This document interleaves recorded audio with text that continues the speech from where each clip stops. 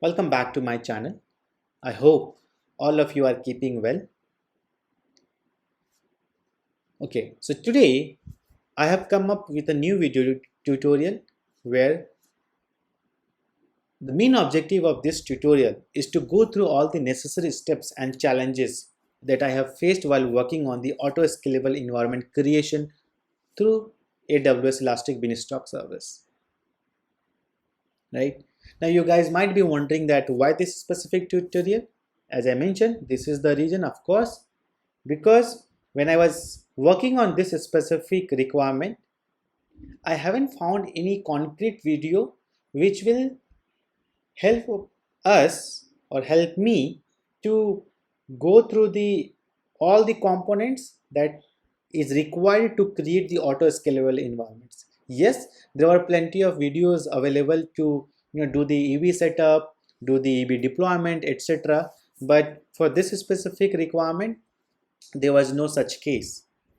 And I'm sure that this specific requirement is not that only I need that, but I believe this will be needed for multiple or mostly for all of you, who is looking for such specific requirement. Now I would like to explain with an example so that it will be more clear, like why will it be required for all of us if we are trying to achieve similar requirements. So let's consider an example. Let's say if you have to set up three environment: dev, QA, and production. And for dev and QA, we need, let's say, 2 instances each, and for production, we need 4 instances. So overall, we need 6 instances. But for production, let's say we have to have a higher configuration in terms of memory uses, in terms of handling the load balance, etc. Now, if we have to set up an EC2 instance, what generally we do? We go to AWS console, we add the necessary configuration, and we are done. It takes more time and the amount of I have taken to explain it, but in practical, it takes around 1 to 2 hours to do one EC2 instance setup.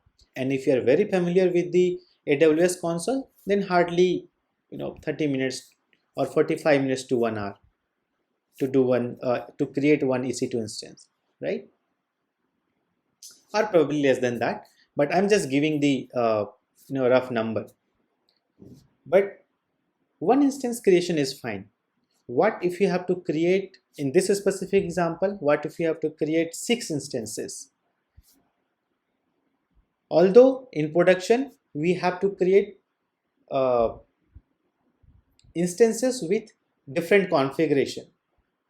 Not all the configuration properties will be different, but yes, with slight modification or slight higher configuration will be required for production.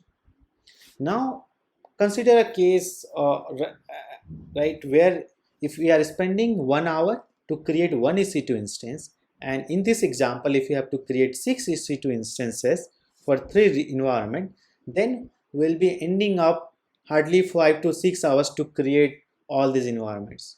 But what if I say we have to just spend hardly 1 hour to create these many instances, and that too we just need 1 hour because we have to tweak the configuration or copy the same configuration if we have to create a similar EC2 instances, and tweaking is required only when if we have to change the configuration property value. So in this case, for production, we have to tweak something in terms of configuration property value because we need higher configuration for production. Exactly, this is what I have tried covering in this tutorial, where I'll be going through all the necessary configuration that we have to do in order to create auto-scalable environment, and the script that I have created, how it is going to help to run or to create such environments automatically, or to be more precise, such instances for the specific environment automatically. So I have tried covering all those points. I'm sure the explanations were clear, and And why do we need that? That point is also clear, right? So just to summarize, we need to have such kind of mechanism where if we have to create or spin up any EC2 instances, we don't have to spending much time. We know that we have a similar set of configuration, copy paste it, run the script, done. 5 minutes task, hardly. On the other hand, if we have to tweak some config properties value, just tweak it based on the requirement, run the script, done. Hardly 5 minutes. And if you have to tweak the configuration, just add five more minutes. Right? So this is the power of automation and the script that I have created. Again, that is part of automation script itself. So enough talking. Let's go through the code base. And before I go, I have tried capturing all these points here as part of this block, as you see here, right? So I have mentioned all these necessary steps as well, at high level. But in this tutorial, of course, I'm going through the each steps and challenges that I have faced while working on it, right? So coming back to this, as you can see in my screen, so this is the folder structure, okay, of course, along with the code base, and the same code base you can see here as part of the repo that I have created. So if you go here, look for the specific repository, which is AWS EB environment creation script, right? So I have pushed the changes. You can simply make use of that script, and that is exactly same what you see in my screen. So let's go through each directory. We will understand what these configurations are and how that script is executing. So in first part, we'll be going through the directory structure. In the second part, we'll be going through the script that I have created. So as you can see, in order to have this automation in place and to make it integrated with AWS EB, we have to have these folder structure, and each folder structure contains a necessary configuration that would be needed for our project need. So to start with, .eb extensions. So what this .eb extension holds? It holds a necessary configuration that is needed to have the ALB configuration defined, right? So if you have to use ALB shared secured listener config, then exactly this is the file name should be there, and this specific file must be present under .eb extensions. So what this ALB shared is secure listener config contains, it contains the necessary configuration, or to be more precise, it contains the necessary namespace with the property, like for example, what would be the environment type. So it says load balanced. Is it shared? Yes. Right? What would be the service role that you want to apply? So as I was mentioning, it is almost production ready configuration and script I'll be discussing in the second part. But as you see here, this is like, again, I have created for like using my account, but for your project need, of course, you'll have to create the necessary configuration like service role, etc. But one time, of course, as I mentioned, we'll be using the similar configuration from next time onwards, and we won't be doing the same thing and again and again, right? So have this configuration. For example, here if you look at, right, service role, so I'm using this specific service role, which is again created within my account.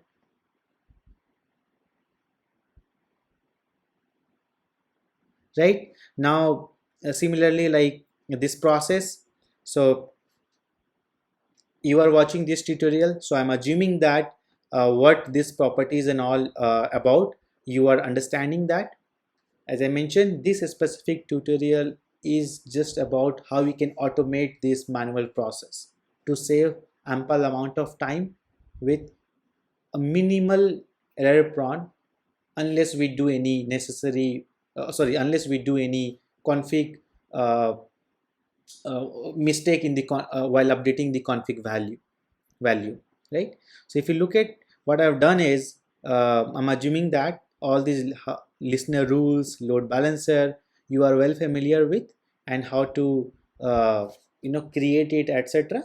So as part of this config, what we have to do is, under option settings, add the necessary config property as a key value for this namespace. Similarly, like how many processes you want to create. So Elastic Beanstalk have like option to add n number of processes, and you can set the priority as well. So you define the necessary process here as part of this listener rule, so that whenever you talk to any of the endpoints through internet, right, it will look for the specific host. For example, let's say abc.com, and this should, sorry, I'll repeat. So for example, we are trying to hit abc.com, and as soon as we hit this, it should talk to our backend application, of course through client, but it should talk to our backend application, right? So those kind of rules you define it here, and as I mentioned, we can define a number of rules, and we can set the property as well. And I'll show you where this configuration will go once we execute the script, right? So this is the listener rule, which we can see in the load balancer rule section, right? So I'll go through that details as well. So you write this configuration at once, and if you want to replicate the same thing for other environment, just copy paste this specific configuration and execute the script. That's done. No need to do anything else from the AWS console, right? So this specific config talks about load balancer, shared secure listener.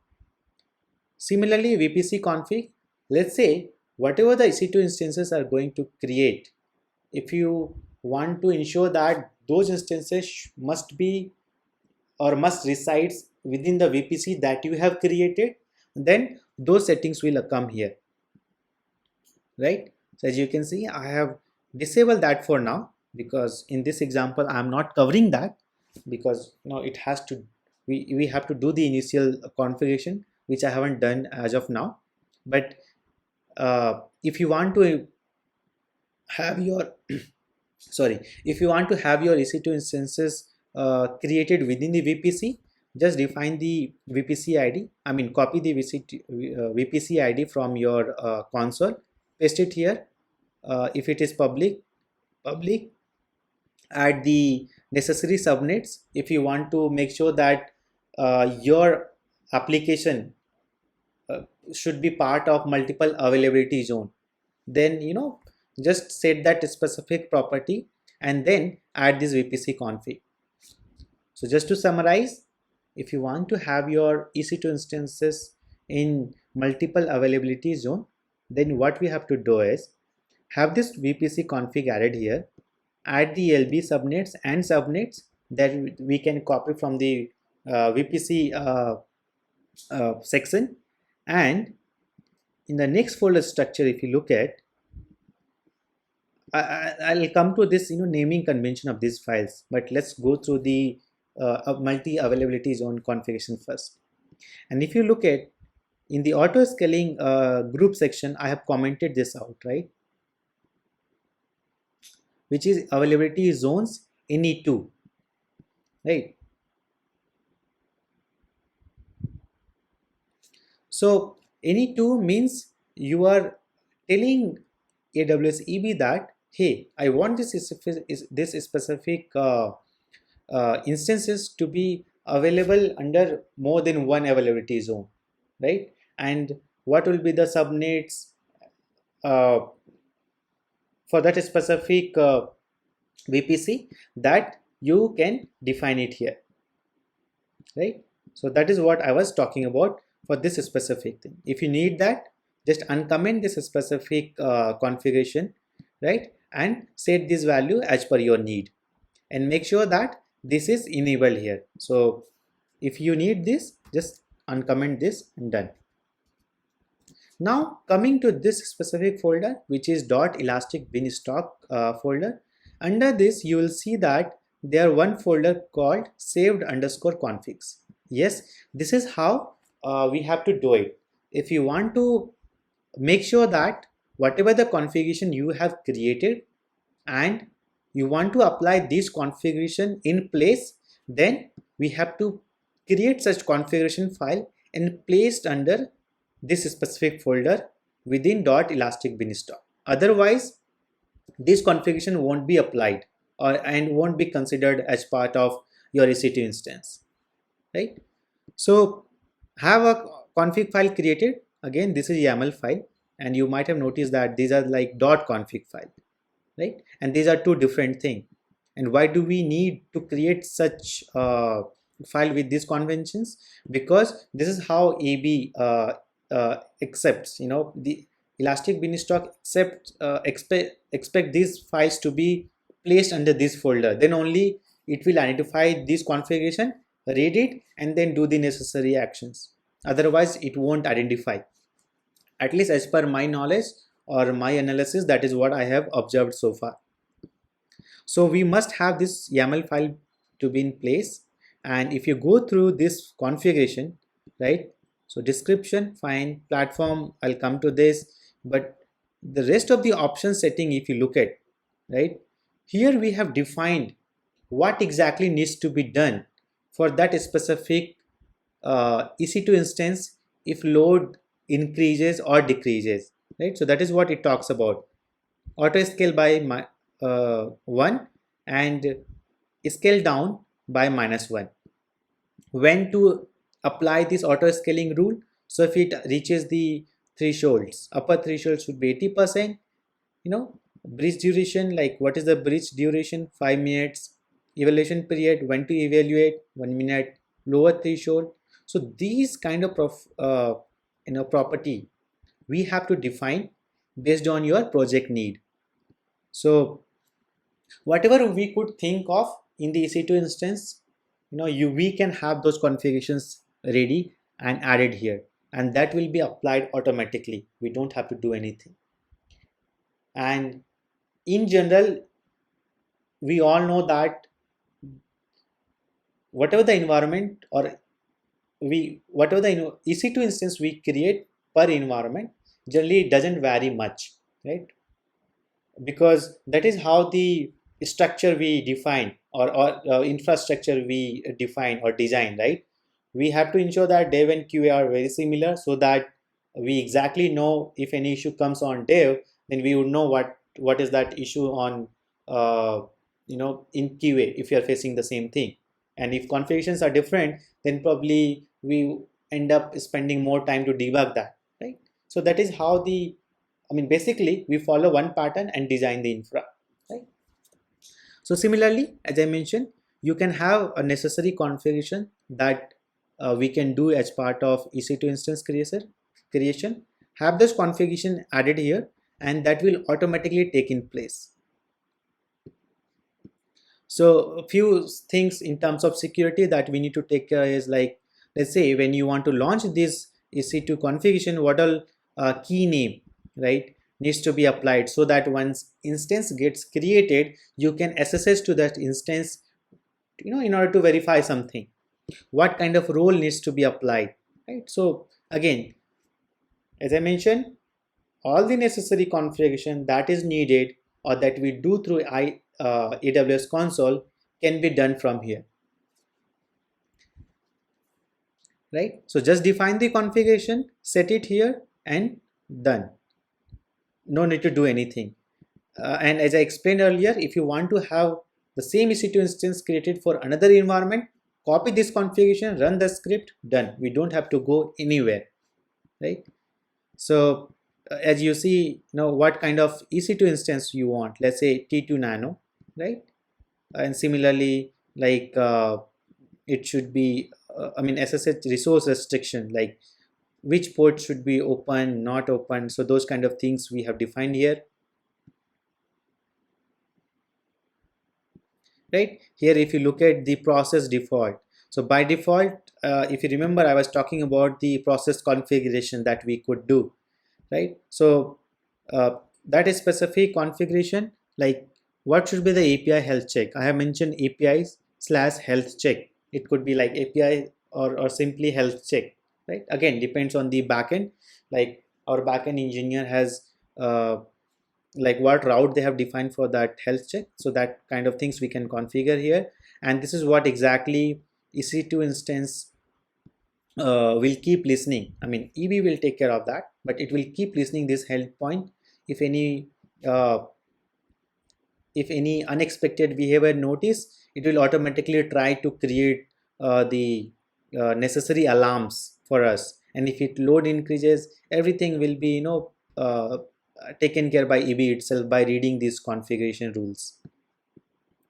Now coming to this file, I'll just minimize this. Coming to config.yaml file, where it is just like basic configuration, like what kind of environment name we need, what application name we need, what is the default zone, etc. is added here.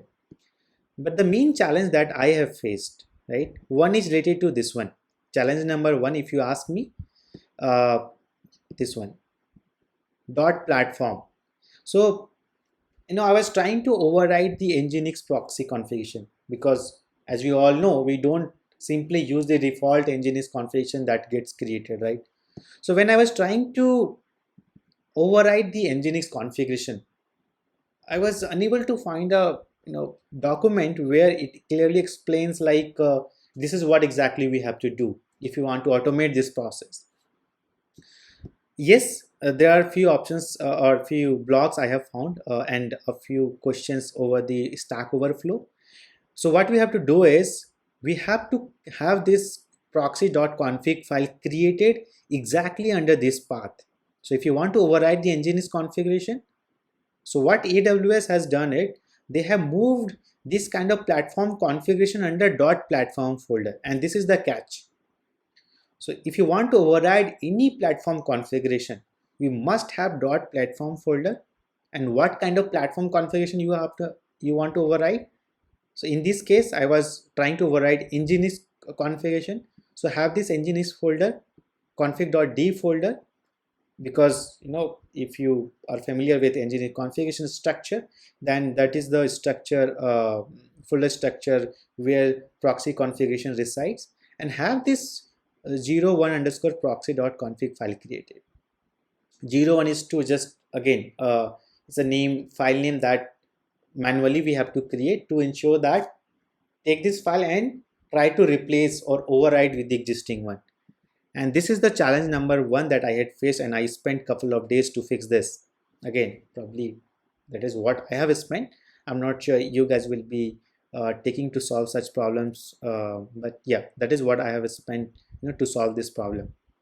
Challenge number two was I wanted to have a secured ALB configuration and to apply this configuration in place through this automation process. So I was trying to figure that out, like how we can achieve this. Though this was mentioned in the document, but somehow I couldn't able to focus on that specific part that was mentioned in the document, and again that took more time than I was expecting. So again, we have to ensure that this is the exact same file we create. If you want to make sure that these configurations should be applied in place, have this file created with .config and then place under .eb extensions. So as name suggests, you are trying to extend something, and that something here nothing but ALB shared secure configuration. That is what we are trying to extend, right?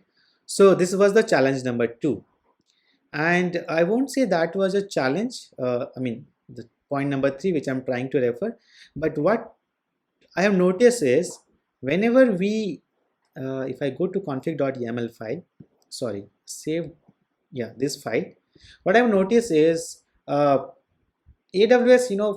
frequently it's updating the Docker platform version. So as of now you are seeing 3.4.5, but when I was exploring this bit, it was I guess 3.4.1. So within 2 months of time, they are keep increasing this, so incrementing, or I would say upgrading this Docker version, and due to which you will keep getting warning. So don't confuse with that, but just to ensure that you are up to date with the Docker platform version, uh, with the AWS that provides, to make sure that it is consistent, we'll have to upgrade this Docker platform version, right? So these are the challenges that I have faced and spent a lot of time while working on these things, right? So challenge number two, to override the platform configuration, what we have to do is just have the platform configuration to be in place under dot platform folder. And if you want to extend any rules or configuration, have this not necessary config file created under this with exactly the same name that you want to extend it.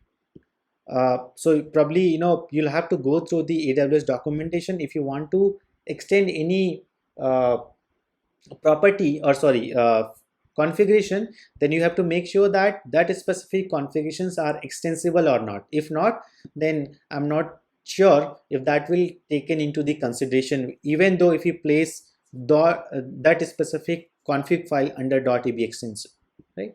So just keep these things in mind while working on this automation process. So having said that, so we are done with the part one, where we'll have to have these folders created. And if you want to have the platform file to override, have those files under here. And if you want to extend something, have those configuration defined here. Now coming to part two, which is automation script that I have created, right? So let me close all this window just to make it clear. Okay, so I'll go through each steps quickly. So this script, how it works, if you look at, what I'm doing is I'm looking for some app name and environment name. So basically all the parameters that I have defined, right? App name, environment name, and shared load balancer.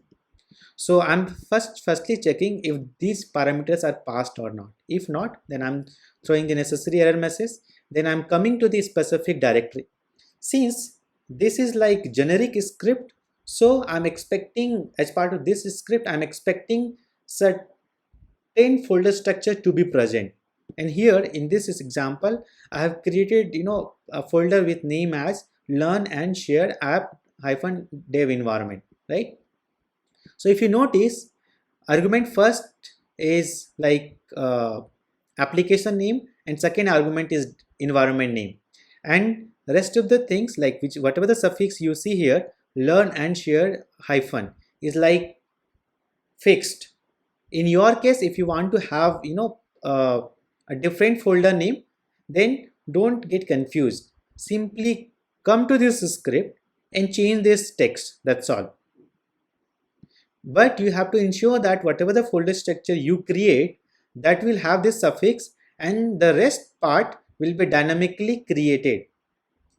Meaning whatever the parameter we pass, with the same parameter and this suffix, a folder must be created. That is what I'm trying to explain it here, right? So you can probably go through this and try comparing the folder name and this script. If you look at, I'm navigating through to this directory, and first and second parameter is coming through the script arguments. So we go here and we look for this configuration. I mean, EB will automatically look for this configuration, because as part of prerequisite steps we have done the EB setup, right? So as a next step, it will try to initialize the configuration. So which platform and what is the region, just define this region to ensure that it creates these instances in that defined region. Finally, I'm looking for the environment list. If environment gets initialized, I'm checking, if EB initializes with the necessary configuration, I'm looking for the environment, like whatever the environment we are trying to create, is that available? If not, then create it. If else, just I'm throwing an error message like duplicate environment creation for this specific app not allowed, and then done with the EV existence check. Come to the last stage where I'm trying to create the environment using this configuration. And you may ask, like, why do we need shared load balancer? So I would say this is like one of the challenges, where if you want to apply the shared load balancers into the consideration, then we'll have to pass here. Otherwise, what EB expects when you try to create the environment through EB, then it expects, like, which kind of load balancer you want to choose. If yes, I mean, if you want to go through the load balancer, then you have to select the load balancer. And since we are not doing through terminal, because we are running the script and we wanted to apply these changes in place automatically, hence we have to pass the load balancer name so that it will pick from the list and it will automatically execute the necessary steps, right? So this is a very simple script which is very easily understandable, and you can simply relate whatever I have spoken. You can simply relate with all these configuration, and and you'll be done with the environment creation, right? So I'll just summarize this and then we'll go to the practical session quickly, because again it's just like we'll have to execute that script, that's all. So to apply this EB app creation script, we have to have this folder created, we have to have the necessary configurations added. These configurations will be required by this script to ensure that whatever the EC2 instances gets created are exactly same whatever we have defined as part of this configuration, right? And end of this script execution, we'll go through the EC2 instances and then load balancer, etc., just to show the rules that we have defined are exactly same or not based on the configuration. And as I mentioned, the main benefit or advantage is, if you want to create n number of instances for the given environment, just copy this folder, that's all, these folders within the specified folder name, and you will be done. And just keep in mind that if you are changing the folder name, make sure that this specific directory is changed, because in the script I'm trying to read that dynamically, right? Now coming to the practical session, where let's say if you want to have this environment created using this configuration, right? So what we'll have to do is navigate to script directory. So I'll navigate to scripts directory, just ls. You'll see we have the app create cell script. So what I'll do is eb app, okay. As we know, what is the first argument? First argument is the app name. So let's say I'll say learn and share app, okay. What is the second argument? Second argument says environment name. Let's say I'm looking for dev environment. And what is the third argument? Third argument, let's say the load balancer that I have created for this specific demo, which is exactly this. And you'll have to have this load balancer in place based on your project requirement. Now when we run this,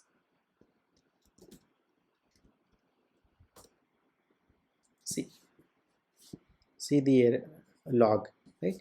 It says environment begin with sanity check. I'm inside directory this, begin with app initialization, okay. No configuration template, okay. So if you look at the error message, it says invalid parameter value error, no configuration template name script / learn and share app -dev -environment.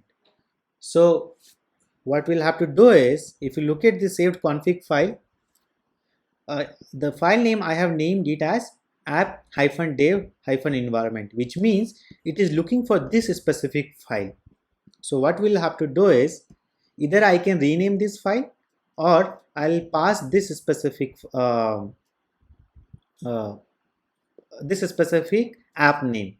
So what I'll do is, instead of learn and share -app, I'll just say app, and then first argument is now as app, second dev environment, then third is shared load balancer name.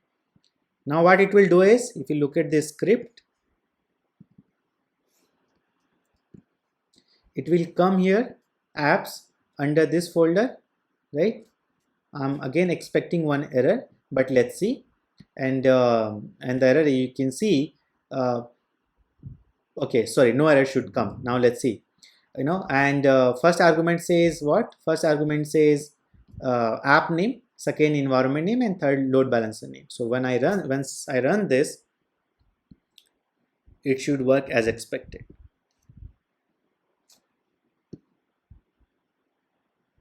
So just note down the time. It's like 3:3, and by the time this creates the environment, it should be within 5 minutes if everything goes well. It does the necessary things by its own. We don't have to do anything. Just grab a coffee, relax it, and then see these things in action. So meanwhile this script gets executed, I'll go to the AWS console so that you'll get the idea where exactly we can see this. Since you are watching this tutorial, so I'm assuming that you are well familiar with all these things, all this terminology, so that it won't be surprise for you. But if you look at, we have a service called Elastic Beanstalk, and here currently it says pending, right? Because that execution is happening. So before this demo, I had created one environment and I terminated that. I'll show you how we can terminate through terminal itself. We don't have to come and terminate here. So since I had terminated that, and now again I'm creating the same environment, so hence you see this environment and application created. But even though if you're doing first time, then you will be seeing the same kind of console output here.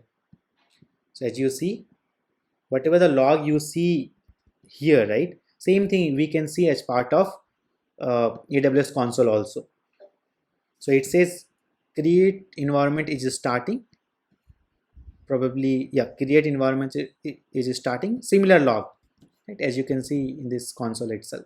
So once this is done, you'll be seeing that environment created with health okay.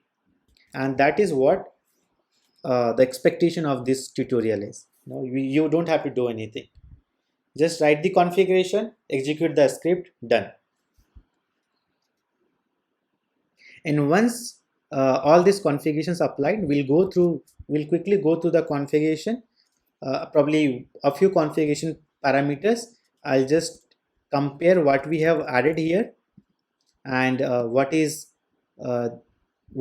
created as part of this EB script execution. So for example,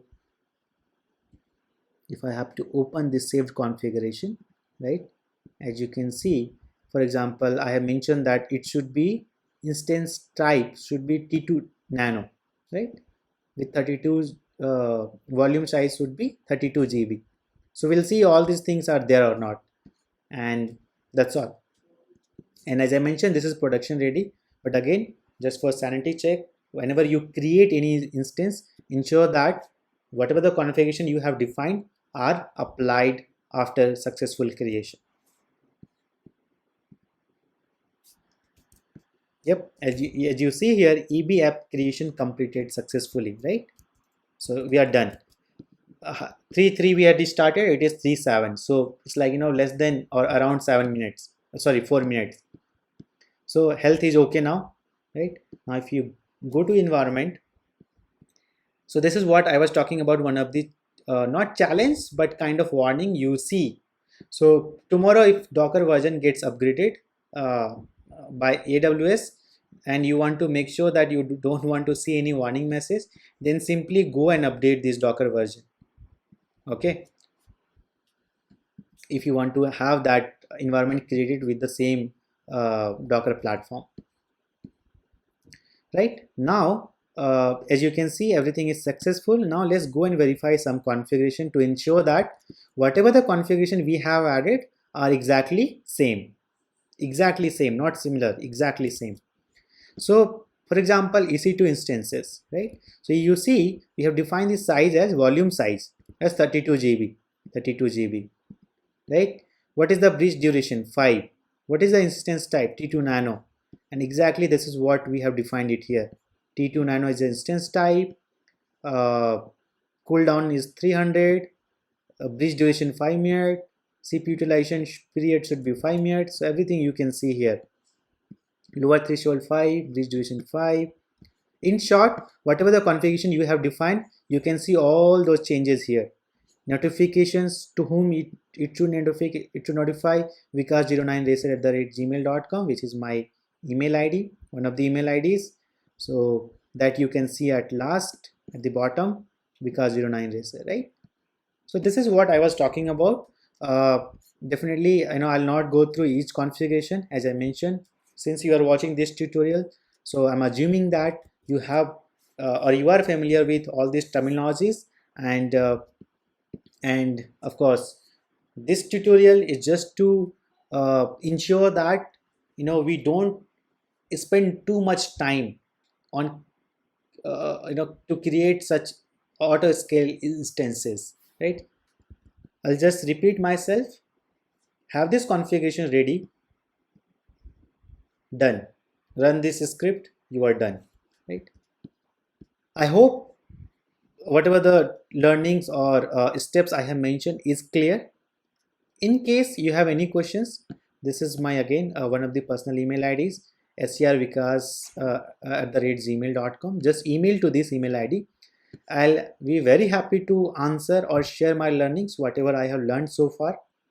Again, the main objective of this platform is to share my learnings which I go through on daily basis. So I'm just trying to share that learning, and I'm hopeful that, or I'm hoping that whatever the learnings I have shared as part of this tutorial is very helpful to all of you, right? So I'm just trying to convey this message.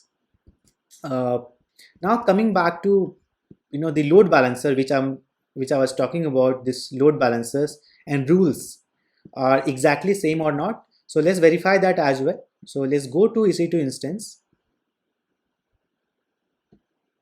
and as you can see, there are two instances created, okay, because that is what we have mentioned here, right? If you look at the dev config file, what we have mentioned, minimum 2 instances, minimum size 2, and that's the reason it has created minimum 2 instances, and maximum it can go at 10, right? And when it will go to 10, when load will increase without any error, right? So it will try to create more instances, but it will go up to 10. Now if you go to load balancer, and if you compare the configuration that we have defined and that is created by Elastic Beanstalk, are exactly same. So if you see here, this is the load balancer name that we have used. So we are expecting to have that same load balancer. And if you look at the rules that got created, see here, right? So this is the rule that is defined or created by Elastic Beanstalk. And since we have set the priority as 1, hence it has come in the first priority. Assume that if we have more processes or more rules, and if you are changing the priority accordingly, it will do the priority order change based on that. So you can play around these things. What we can do is, if you want to just have multiple rules defined, right? And again, we might, some project might need that, where we can define or have multiple rules saying that, okay, if request is coming from this specific host, redirect to different target group.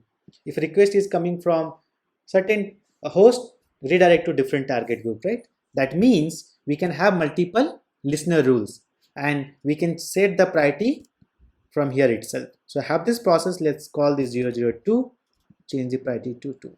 That's all. And have that process defined here, like what should be the health point, etc. Probably we can have that process defined here. So I'm not going to do this as part of this tutorial, but I'm very confident that because I played with all this configuration, and I'm confident that it will work, right? So if you want to play or get some more hands-on, I would urge to have this repo clone and play around this. And I'm again hoping that if your project demands such kind of automation, definitely you can make use of this script into the consideration to have automation in place, which will save us a lot of time, or for you a lot of time, to have these auto scalable instances created. With all this, again, very thankful to all of you for one of the videos that you guys have showed you or showed your love towards that video. And I must thank to all of them, who has approached me to uh, get the understanding and to get the necessary configuration that they had to do for their project. And I'm lucky enough that I was able to help to all of them, and whoever has approached me to help for their problems. And yes, I'm talking about the one of the videos that I have shared. I have tried sharing my learnings, and that is related to base setup of Sonar Cube, right? Where I have tried explaining the how we can do the Sonar Cube setup for our backend application. And that video, again, uh, it has crossed 20K view, and I'm very thankful for all of you. And I love sharing my learnings and knowledge, whatever I generally get on my day-to-day basis, either through projects or through my pet projects. Having said that, I hope you guys have learned something today, and I'm also hoping that my explanation was clear enough to explain why do we need this specific script to be in place. uh, you know I'm again hoping that the reasoning were clear, why do we need that, etc. And I hope you guys can make use of this script and save a lot of time and utilize those times in different learnings. Okay, so thanks again. We'll meet you soon with a new video tutorial. A lots of love. Thank you.